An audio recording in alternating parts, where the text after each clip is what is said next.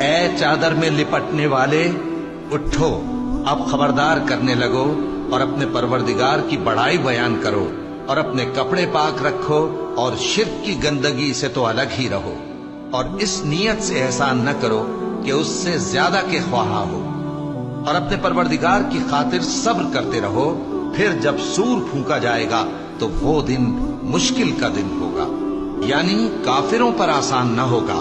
مجھے اس شخص سے سمجھ لینے دو جس کو میں نے اکیلا پیدا کیا، اور میں نے اس کو بہت سا مال دیا اور ہر وقت حاضر رہنے والے بیٹے دیے، اور اس کو ہر طرح کے سامان میں وسعت دی، پھر بھی لالچ رکھتا ہے کہ میں اسے اور زیادہ دوں۔ ایسا ہرگز نہیں ہوگا،